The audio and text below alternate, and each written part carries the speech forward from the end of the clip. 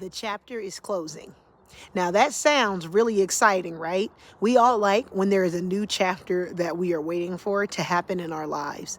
But the problem is we have to be active in getting to the closed chapter. So obviously we're talking about how seasons change and shifts occur, right?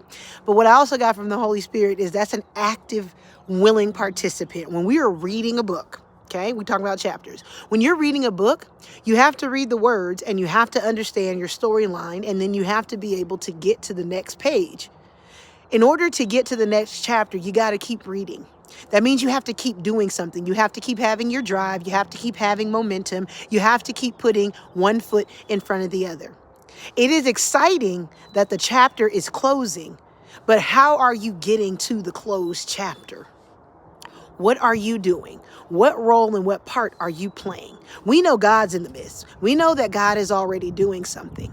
So we all like to hear, I'm not even going to lie, I do too. I love hearing that my chapter is closing, it's changing, it's coming, but it's not there yet. So I want you to still be encouraged. I still want you to be excited.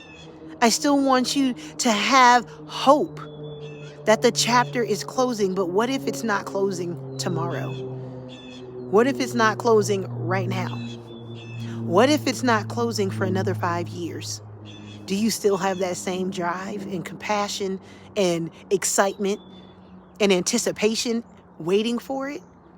That is where faith comes in.